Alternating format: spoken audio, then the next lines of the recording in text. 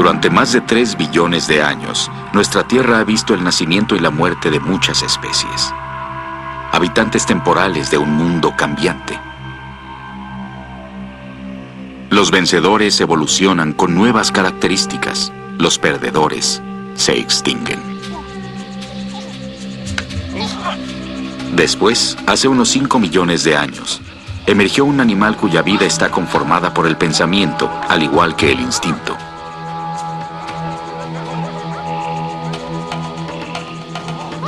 Al expandirse la mente de esa criatura, evolucionó dando lugar a un nuevo ser radical, el ser humano. ¿Cómo fue que ellos se convirtieron en nosotros? Solo conociéndolos podremos encontrar la respuesta a la pregunta más importante de todas. Los humanos, ¿quiénes somos?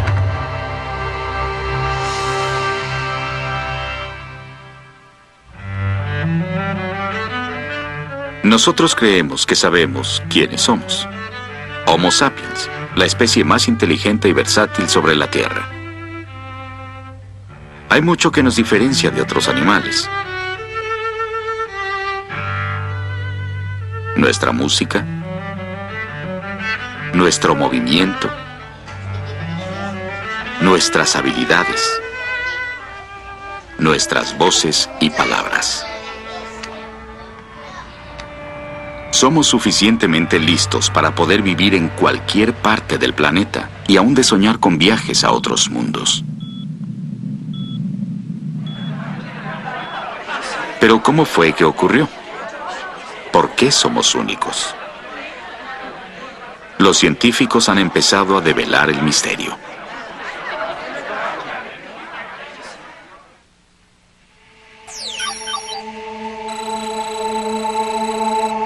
Es una historia que se inició en África hace más de 3 millones de años.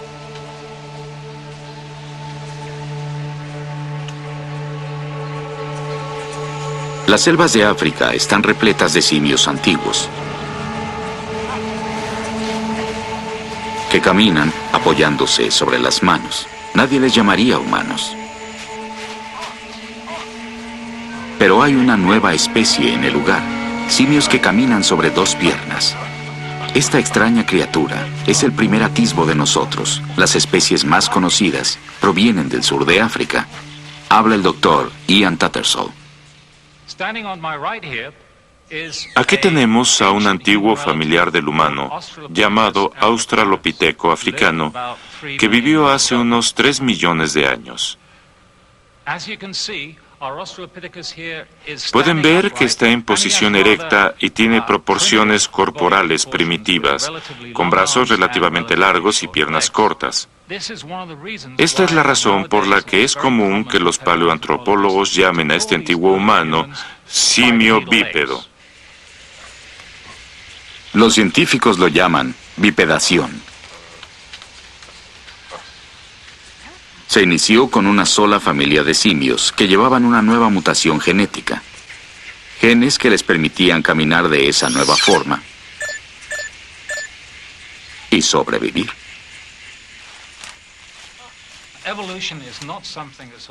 La evolución no es algo que ocurra al pedirlo. Es un proceso de selección entre variaciones que surgen espontáneamente sin razones particulares.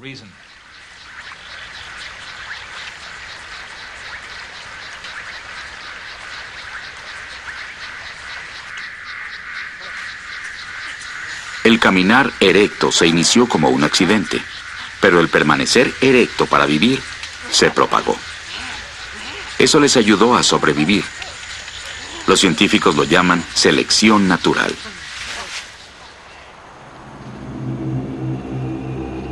Pero ¿por qué caminar sobre 2 pies ayudó tanto? La respuesta puede estar en el clima.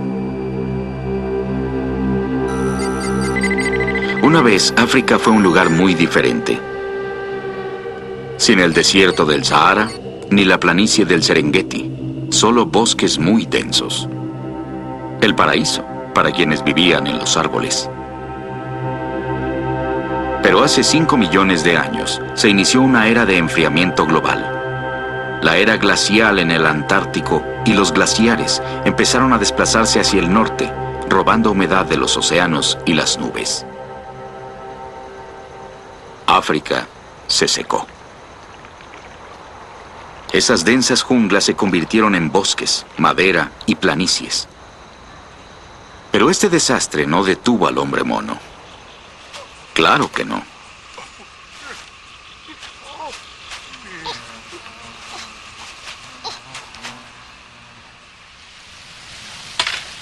Las pistas de su éxito pueden encontrarse en los huesos fosilizados de Sudáfrica.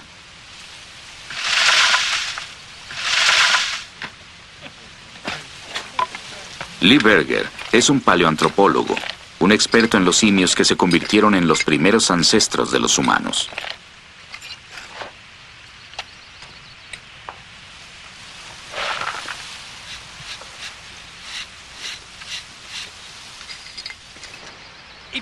Si pudieran entrar en una máquina del tiempo y regresar 3 millones de años, el medio ambiente del pequeño Australopiteco no sería muy diferente de lo que vemos aquí ahora. Árboles caídos, pequeños grupos de árboles, algunos muy grandes, arbustos muy densos y mucha agua en los ríos. Nuestros hombres mono pasaban sus días moviéndose, recolectando frutos de los árboles y cosas comestibles del suelo. Es la historia de la evolución humana, adaptarse a diferentes medioambientes.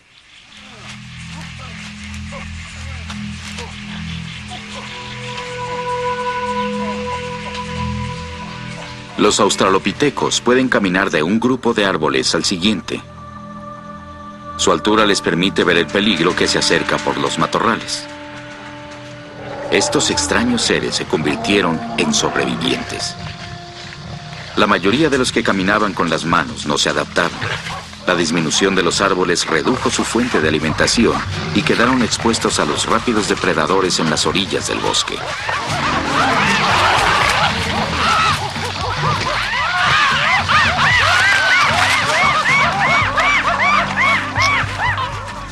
Muchos se extinguieron. Los australopitecos se adueñaron de los bosques en el este y en el sur del África.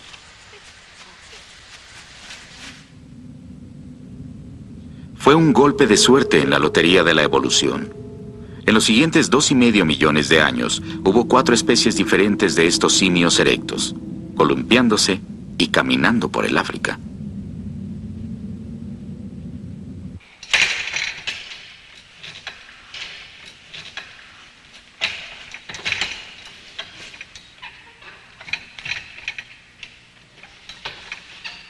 Nuestros cuerpos conservan el diseño básico. Brazos para columpiarnos. Piernas largas para correr. Pero el trabajo de reingeniería de la naturaleza nos dejó algunas deficiencias dolorosas. Tenemos arcos caídos y rodillas y espaldas enfermas. Todo es el legado de haber tomado el esqueleto de un cuadrúpedo, dándole movimiento para caminar en 2 pies. Nos duele y lo soportamos. ¿Pero acaso una nueva forma de movimiento originó una nueva forma de pensar?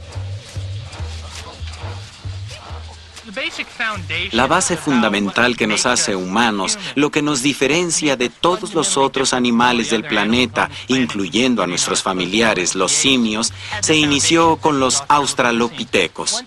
Una vez sobre 2 piernas, pudimos ver el mundo como un objeto tridimensional que se podía usar y manipular. Eso abrió un mundo al que ningún otro animal tiene acceso como nosotros. Al elevarse sobre la maleza, el hombre mono encontró un mundo totalmente diferente a su bosque. ¿Pero lo entendió? Su cerebro no había crecido. Tenía el mismo tamaño que el de un chimpancé, es decir, la 1/3 parte del nuestro. Pero en ocasiones, el tamaño no lo es todo.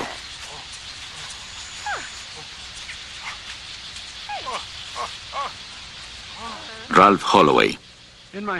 Tengo en la mano el cerebro de un australopiteco y tratamos de entender cuál es la diferencia entre este cerebro y, digamos, el del chimpancé. Esta área nos da una pista clave. Ha cambiado hacia la parte posterior del cráneo, dejando más espacio al frente para enfrentar los nuevos problemas. Eso le permitió reconocer mejor los rostros y tener un comportamiento social complejo, definir lugares de alimentación y de agua. De hecho, eso expandió su adaptación al medio ambiente. Las reglas eran claras y crueles. Había que usar la inteligencia para salir a campo abierto y comer rápido, antes de que algo más lo devorara a uno. Derek Bickerton. Debieron estar en peligro constante, por lo que lo más importante fue aprender las señales de la naturaleza. ¿Qué es lo que significan los rastros en la tierra? Las manchas de sangre, la vegetación rota, y eso es algo que los monos y los simios no reconocen.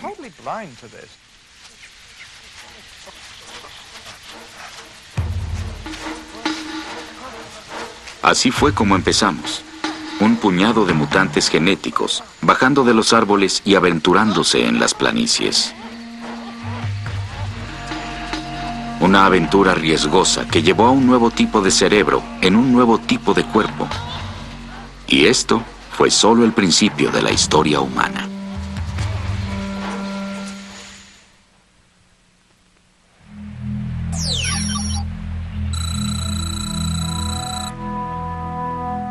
Los australopitecos florecieron en África durante 2,5 millones de años.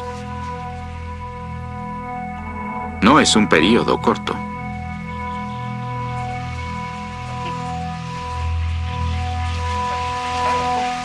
Pero los hombres mono empezaron a morir y de nuevo se puede culpar al clima.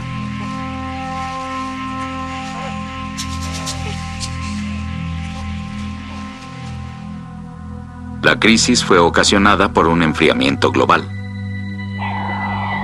El Polo Norte se congeló por primera vez, dando inicio a un nuevo ciclo de eras glaciales. Para los simios bípedos de África, fue un desastre. De nuevo, en África los bosques disminuyeron y la maleza creció. Para los australopitecos significó viajes más largos por espacios abiertos, enfrentando el peligro de hambrientos depredadores. Necesitaban alimento, pero ellos eran alimento. El reto era uno muy antiguo: evolucionar o morir. Por fortuna apareció una nueva mutación entre los hombres mono, creando criaturas con enormes quijadas y dientes. Podían comer nueces y raíces duras. Este rudo vegetariano se llamó robusto y ha sido estudiado por el paleoantropólogo Rick Potts. Este es el australopiteco robusto. Pienso en él como en la máquina masticadora de la historia familiar, una especie muy exitosa que se adaptó a los cambios climáticos de la era, a la seca sabana africana. Se adaptó a ella, un especialista en ese hábitat, muy exitoso en el medio ambiente de su era.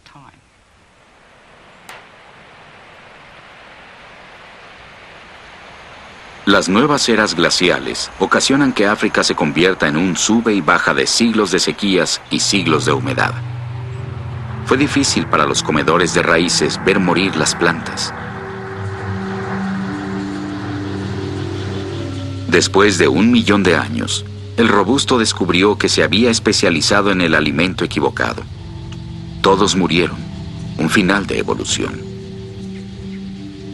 Pero por suerte, hubo más de una forma para evolucionar hacia un mejor hombre mono. Cuando cambia el medio ambiente, hay dos estrategias que los animales pueden tomar para evolucionar. Una es convertirse en especialista, adaptarse a un rango estrecho de hábitats y condiciones. La mayoría de las especies hoy son especialistas. La segunda forma es convertirse en un generalista, expandiendo las opciones de la descendencia, diversificando el comportamiento para vivir en diferentes ambientes. Esa también es una estrategia exitosa, especialmente para la evolución humana.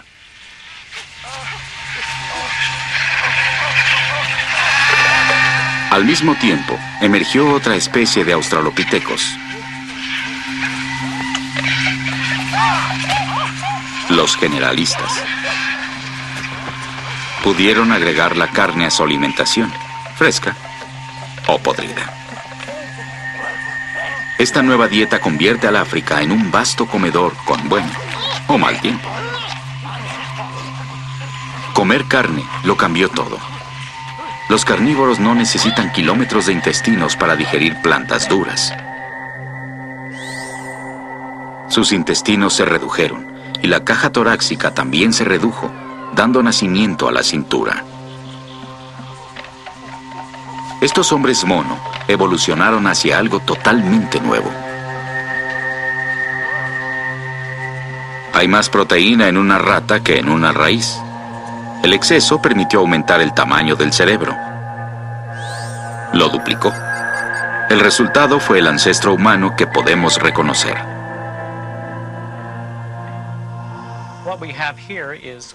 Aquí tenemos al Homo erectus. Es el que denomino como la máquina pensante en nuestra historia familiar. Teníamos la máquina de comer y ahora la máquina pensante. Del tamaño de su cráneo vemos que puso menos énfasis en comer los alimentos de la sabana y mucho más énfasis en comer lo que diera crecimiento a su cerebro.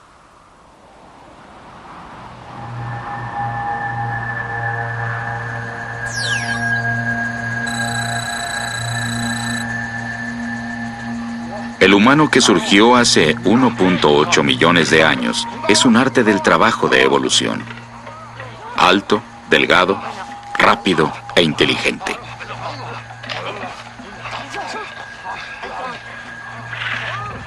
Un carnívoro que depende de herramientas para devorar su alimento y de sus piernas cuando un depredador trata de devorarlo a él. Escapa más rápido que cualquiera de sus ancestros simios.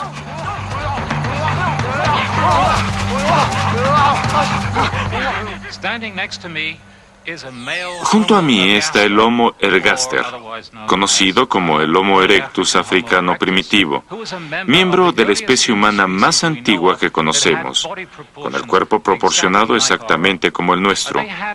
Su cerebro era pequeño, cerca de la mitad del tamaño del nuestro, pero con el rostro reducido. Su apariencia era más cercana a la nuestra que la de sus antecesores. El Homo erectus fue el primero en llegar a 1,80 m, el primer humano dueño de la planicie. Dedicado a la caza y a la rapiña, tuvo una dieta alta en proteína que iba directo a su cerebro. Este nuevo cerebro fue el más grande entre todos los primates.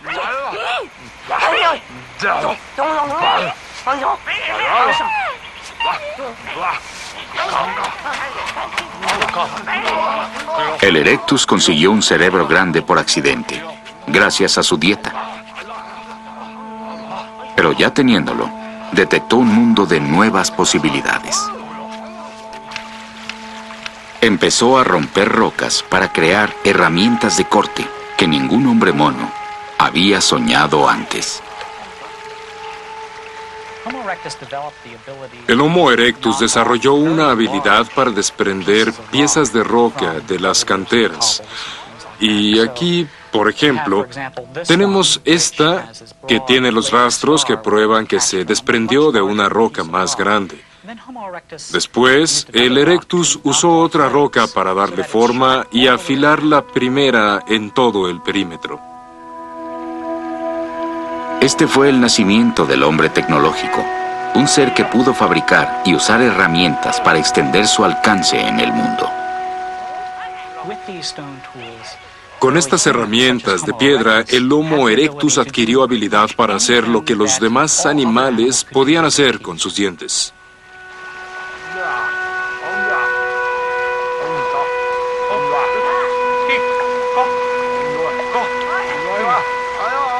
El Erectus fue el primero en detectar un cuchillo entre un puñado de piedras.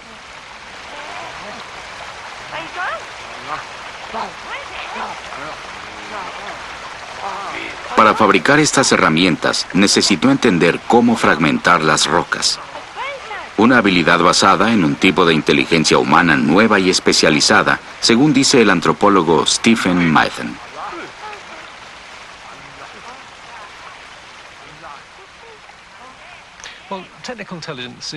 La inteligencia técnica es un término que se usa para señalar al que puede manipular y crear objetos de una forma compleja. Lo que la selección natural hizo fue meter en la mente un conocimiento intuitivo de la física, la cultura de los materiales y la fabricación de artefactos. En síntesis, uno crece en estas sociedades y rápidamente aprende a usar esas herramientas. Es como aprender a hablar. Hoy los niños lo hacen sin dedicar mayor esfuerzo.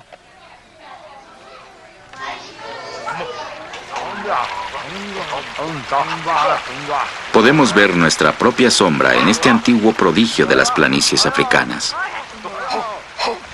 Por ejemplo, estas hachas de mano fueron fabricadas por seres que usaban la mano derecha. Ningún otro primate favoreció una mano sobre la otra. Aquí tengo el cerebro de un Homo erectus. Esta es la parte frontal y esta la parte posterior. Además de su tamaño mayor, los dos hemisferios son asimétricos. El izquierdo en su parte posterior es más grande, igual que en la parte lateral derecha. Creemos que esto tiene que ver con el uso de las manos. Es la primera evidencia de fósiles de Erectus que usaban la mano derecha. Nuestros cuerpos siguen dependiendo de la diferencia entre derecho e izquierdo. Nos permite ejecutar movimientos complicados y concebir pensamientos fuera del alcance de otros animales. Pensamos que los dos lados del cerebro hacen cosas diferentes. Si trato de escribir una oración, es seguro que esté usando mi hemisferio izquierdo más que el derecho. Por otro lado, si estoy pintando y trato de darle emoción y contexto, seguramente usaré mi hemisferio derecho para poder lograrlo.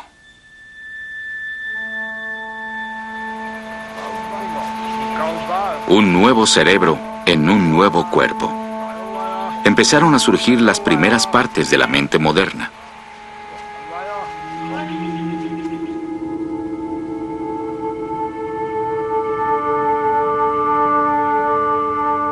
Con el Homo erectus, llegamos a la mitad del camino desde el simio hasta el hombre.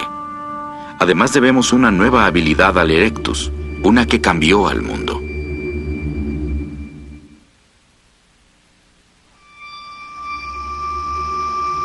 El Homo erectus dependía de algo más que herramientas para sobrevivir en las planicies hambrientas y hostiles del África. Él era parte del menú africano y descubrió que su seguridad estaba en la cantidad. Para beneficiarse de eso, requirió de un nuevo tipo de inteligencia. La inteligencia social, el poder trabajar exitosamente con otros, apreciar los problemas de otras personas, los sentimientos y las emociones, es muy importante para un grupo social exitoso. La inteligencia social es un cúmulo de habilidades mentales que permiten que uno viva y compita exitosamente dentro de un grupo.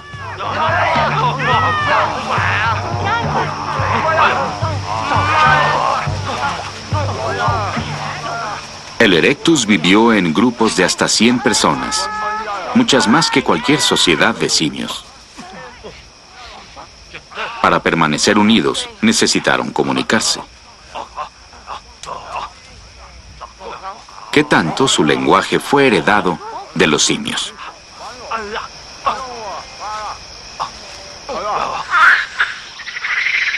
Los simios y los monos usaban sus llamados para advertir del peligro o para expresar el deseo de apareamiento. El chimpancé puede indicar con un grito que está hambriento, que está molesto con alguno del grupo, o puede emitir un sonido indicando que hay alimento cerca para que los otros lo compartan.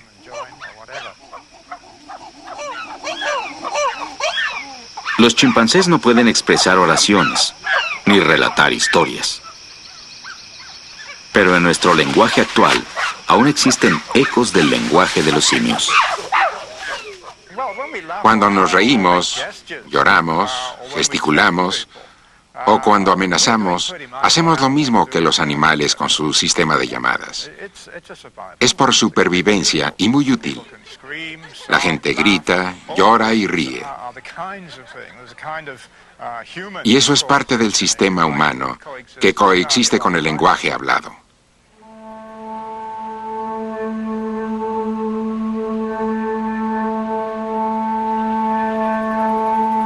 En el ir y venir, las reuniones del Homo erectus evolucionaron más allá de la emoción animal para crear el primer lenguaje humano primitivo.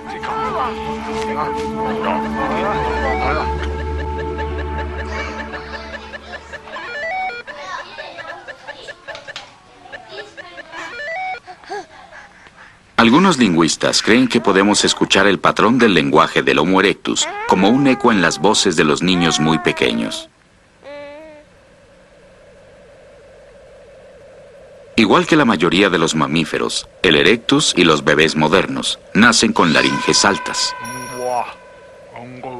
Esto restringe el rango de sonidos que pueden emitir, dando origen a lo que llamamos balbuceos.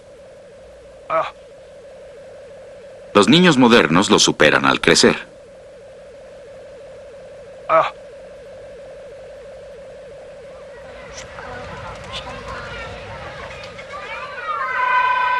A los 2 años, la laringe de un niño baja dentro de la garganta, creando el espacio para que los músculos emitan el lenguaje de los adultos. Para el erectus, los balbuceos duraban toda la vida. Entonces, ¿de qué hablaban? Actualmente usamos el lenguaje en su mayor parte para el chismorreo. Hablamos de relaciones sociales. Se dice que nuestra afición al chismorreo actual es una falla evolutiva que nos dice para qué evolucionó el hombre originalmente. Esa unión con la charla moderna es intrigante. El lingüista Derek Bickerton cree que el Homo erectus tenía cosas más urgentes en la mente. Una escuela de pensamiento indica que el lenguaje se desarrolló para que el hombre pudiera enterarse de lo que la esposa hacía mientras él estaba de cacería. Al volver, su madre le decía, mientras estuviste fuera, tu mujer se acostó con tal y tal. Se necesitan muchas palabras para lograr eso. No puede hacerse a partir de cero. El Dr. Bickerton piensa que las primeras oraciones humanas eran direcciones hacia el lugar donde había alimento. Es posible que esos grupos nómadas encontraran comida y la llevaran de vuelta para mostrarla orgullosamente. Pero era mucho más práctico y económico expresar una palabra para que el resto fuera a ayudar con palos y piedras para alejar a las hienas y así tener comida para una semana. Los lingüistas llaman a esa forma de comunicación protolenguaje. Es posible que en la primera etapa del protolenguaje, el Homo erectus usara las mismas voces de 1 o 2 palabras que nuestros niños menores a 2 años usan típicamente. Las herramientas de piedra y un lenguaje sencillo dieron la ventaja evolutiva al erectus. Sobrevivió mucho después de que los hombres mono se extinguieran.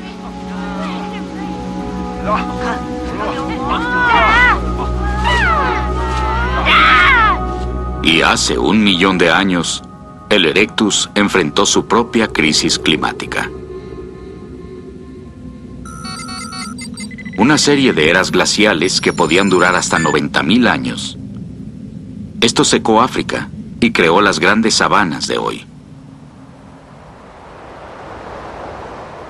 Pero hubo décadas de clima caluroso y húmedo, alternándose a las de sequía y frío.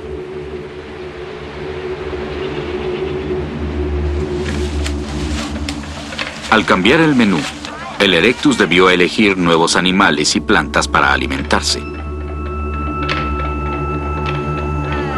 Su sociedad ya estaba suficientemente organizada para empacar y mudarse con las estaciones. Se convirtieron en los primeros nómadas que seguían las grandes migraciones de animales hasta territorios desconocidos.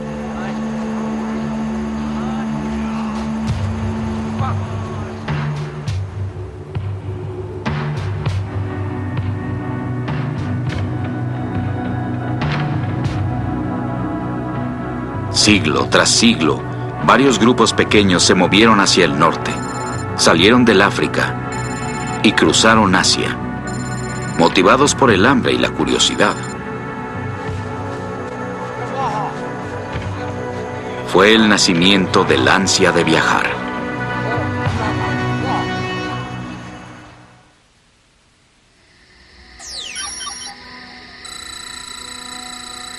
Hace 800.000 años, el Homo erectus se convirtió en el primer humano en llegar a Europa, entrando por España. Sin embargo, mientras el erectus se expandía y exploraba, la evolución humana se había detenido.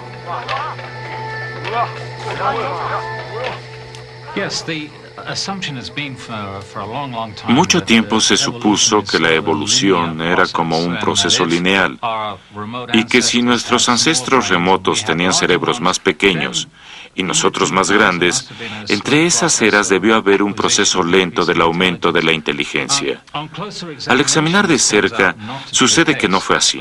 La evolución, en todos los casos estudiados, tiende a tomar un curso periódico.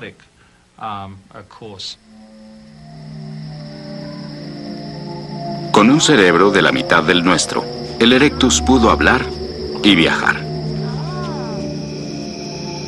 Pero asombrosamente continuó fabricando las mismas herramientas durante 1 millón de años.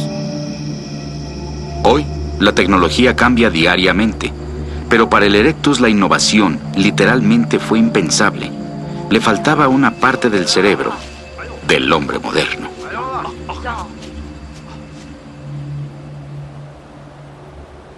Sin embargo, eso cambiaría durante la era glacial en Europa. El erectus encontró un mundo totalmente diferente a su hogar africano. Ahí enfrentó la extinción por la nieve.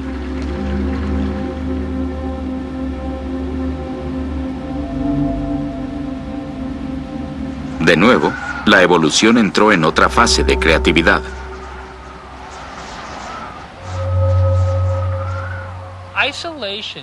El aislamiento puede dar ventajas selectivas, permitiendo que surjan ciertas características en una población y que después les permita, cuando el aislamiento termine, expanderlas. Había mucho espacio en Europa para aislarse y para que aparecieran nuevos tipos de humanos. El tamaño del cerebro empezó a crecer, primero hace unos 500.000 años. Y después, hace 200.000 años, surgió una criatura llamada Neandertal, con un cerebro tan grande como el nuestro.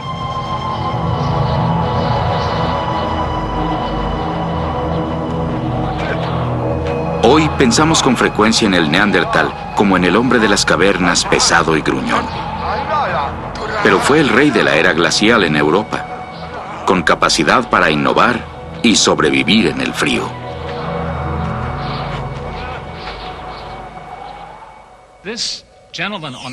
Este caballero a mi derecha es un neandertal. Como pueden ver, es más pequeño que yo, lo que es típico en un neandertal europeo de ese periodo. Esencialmente tenía una estructura corporal moderna, aunque sus huesos eran muy pesados y sus articulaciones muy grandes.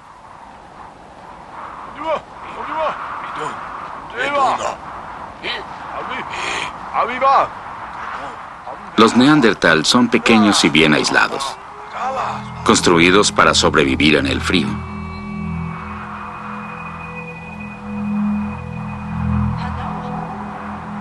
Pero tuvieron que luchar no solo contra los elementos.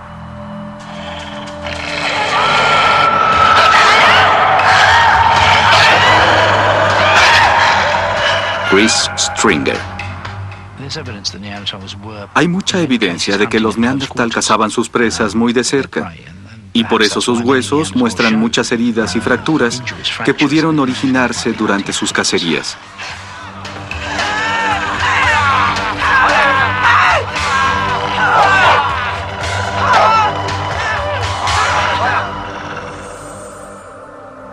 Pero ¿cómo pensaban? Muchos esqueletos muestran fracturas sanadas, lo que sugiere que hombres y mujeres con heridas terribles fueron mantenidos con vida a pesar de su invalidez. Esto evidencia que sus mentes ya eran capaces de sentir compasión.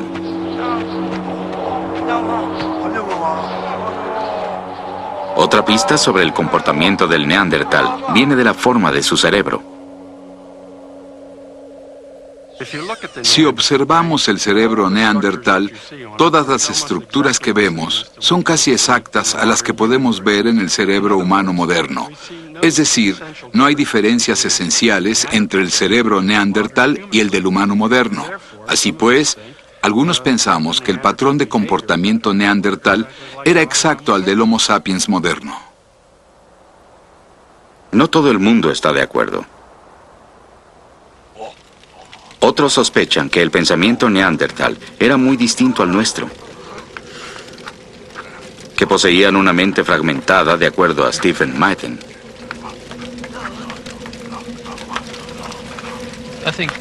Creo que los Neandertal tenían lo que llamo mentalidad de dominio específico. Tenían inteligencias separadas que no estaban totalmente conectadas. Para el Neandertal fue imposible, por ejemplo, fabricar una herramienta y soñar despierto al mismo tiempo. En muchas formas, los Neandertal pensaban mejor algunas cosas que nosotros. Su poder de concentración debió ser inmenso. Así, cuando fabricaban herramientas, no se distraían, solo las fabricaban. El Neandertal vivió tan recientemente que muchos científicos piensan que él debe ser nuestro ancestro directo. Una teoría que ahora puede probarse.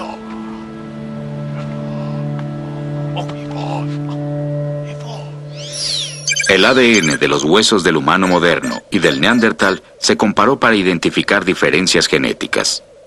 Habla Lynn Jordi. Entre el humano y el Neandertal se encontraron 27 diferencias, muchas más que cuando se compara a un humano moderno con otro. Esto demuestra que los Neandertal y los humanos anatómicamente modernos son muy diferentes.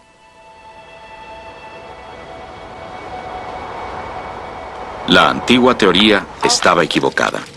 Los Neandertal no son nuestros ancestros directos, sino nuestros primos. Hace 200.000 años, Europa fue hogar de una especie humana con un cerebro tan grande como el nuestro. Humanos, pero no nosotros. No debemos considerarnos como el ejemplo de lo que es ser un ser humano. Somos totalmente humanos, igual que los Neandertal. No somos la única forma de ser humano. Los Neandertal eran muy parecidos a nosotros, tan humanos como nosotros. Y eso es difícil de admitir por algunas personas, la idea de que los Neandertal eran diferentes y sin embargo totalmente humanos. Entonces, ¿de dónde proviene nuestra familia? ¿Y por qué evolucionó así? Este es el siguiente y el más grande acertijo de la historia humana.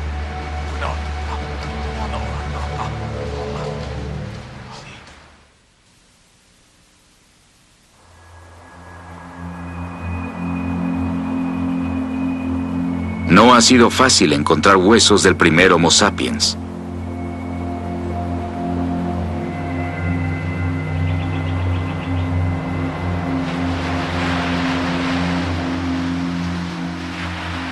Hasta ahora, la evidencia más antigua proviene de una cueva junto al mar cerca de Ciudad del Cabo, en Sudáfrica.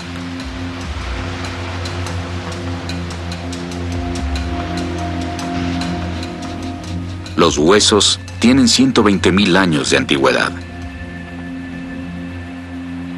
El Dr. Hilary Deacon ha pasado 15 años estudiando este lugar.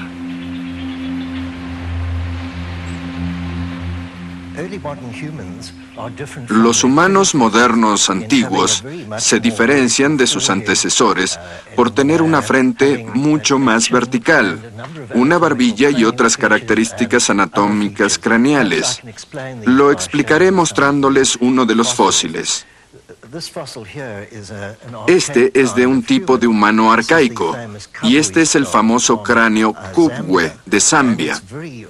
Toda su arquitectura facial es muy robusta, con prominencias bajo las cejas. Si lo comparamos con un humano moderno, como este ejemplo, vemos una frente mucho más vertical y las protuberancias supraorbitarias muy poco desarrolladas. Este cráneo es mucho más grácil y fino. Con herramientas y fragmentos de hueso, los investigadores buscan pistas de la estructura de la sociedad humana. Estos humanos modernos usaron herramientas similares a las inventadas por los Neandertal en la lejana Europa. Lanzas y cuchillos de piedra les permitieron una dieta de focas, pingüinos y peces. Sin embargo, los científicos dudan que estos hayan sido los primeros humanos.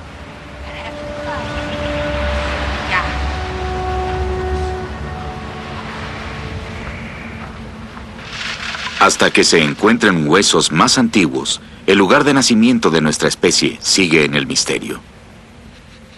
Han surgido dos ideas. La primera es la llamada teoría de dentro del África.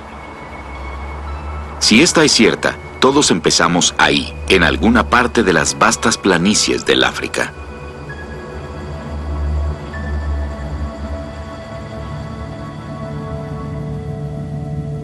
O tal vez el Homo sapiens evolucionó simultáneamente en varios lugares, en 3 continentes.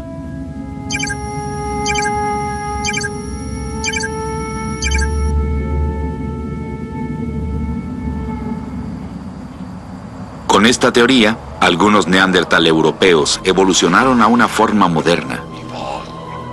En Asia, el Homo erectus también hizo la transición a un cerebro mayor.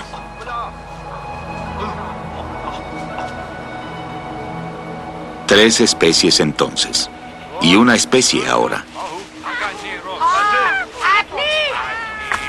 Si la teoría multirregional es cierta, estos grupos separados necesitaron desplazarse, encontrarse y aparearse, intercambiando genes hasta que todos los humanos desde España hasta Java se convirtieron en una raza común.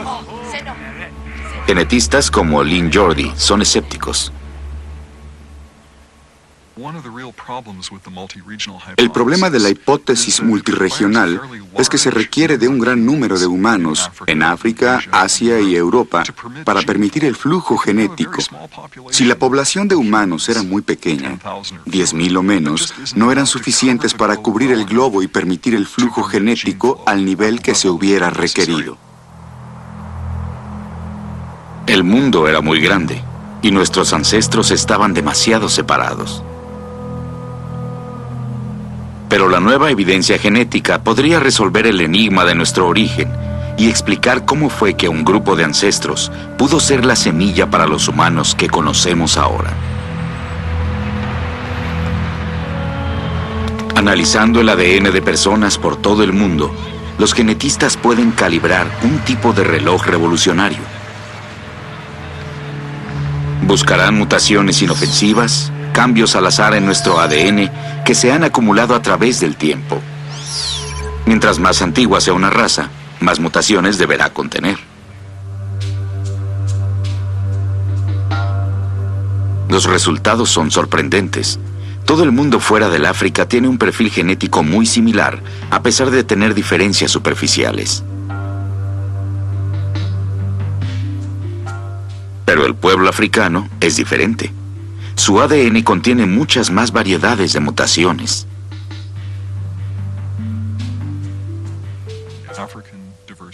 La diversidad africana es significativamente mayor que la encontrada fuera del África.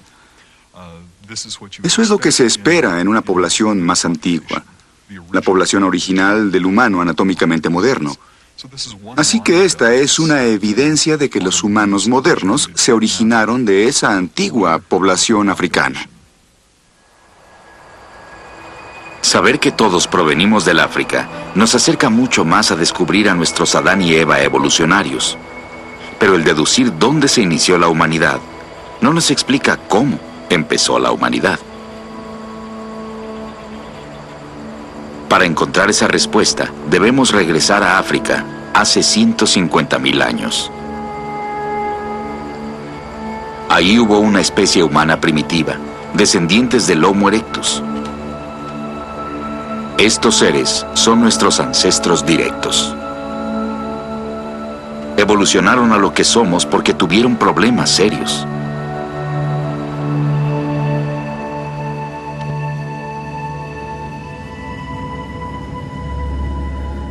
Europa sigue en el congelador y África está desolada por la sequía. La expansión de los hostiles desiertos creó barreras que nuestros ancestros no pudieron cruzar. Pequeños grupos quedaron atrapados y aislados junto a las costas y en pequeñas comunidades boscosas. Los genetistas sospechan que ahí ocurrió una mutación que cambió todo. Habla el Dr. Underhill. Lo que hace especial al humano moderno tiene que ver con nuestra capacidad mental. Tal vez hubo un evento mutacional nuevo que ocurrió en un solo lugar y en un mismo espacio de tiempo. Probablemente fue un pequeño cambio genético. El cambio accidental de unos cuantos genes cambió radicalmente la forma de vivir y de pensar de esas personas.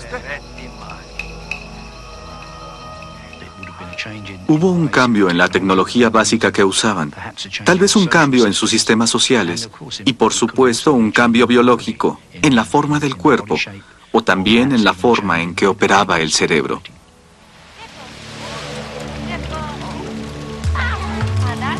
Algo nuevo surgió en la Tierra. Un pequeño clan de humanos que son los ancestros de todos los que vivimos ahora. Tenían un nuevo tipo de mente, un paquete de habilidades que les permitió diferentes formas de pensar. Nuestra forma de pensar.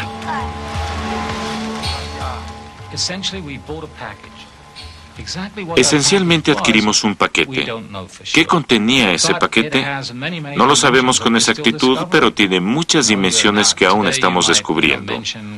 Hoy podemos mencionar computadoras, sinfonías y cohetes a la luna.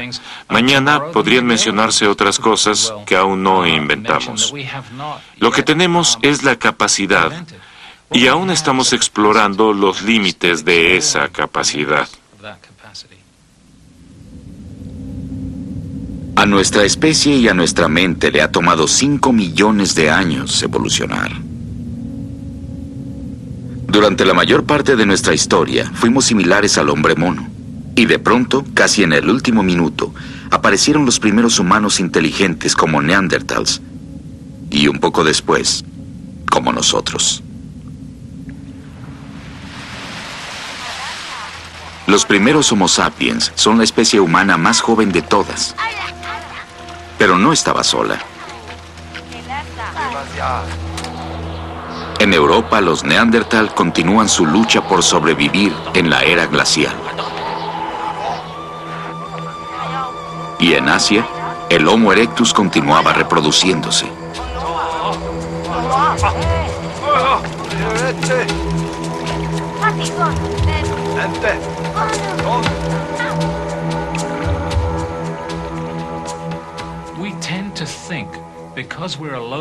Tendemos a pensar que por estar solos en el mundo actual, esa es la forma normal de desarrollo para el homínido, pero no es así. Si regresamos a los restos fósiles, encontramos que es rutinario que varias especies compartan el medio ambiente y por lo tanto compartan el mundo. No fue una especie de humanos, sino varias. Pronto se encontrarían en una confrontación que decidiría el destino de nuestra especie y transformaría el mundo.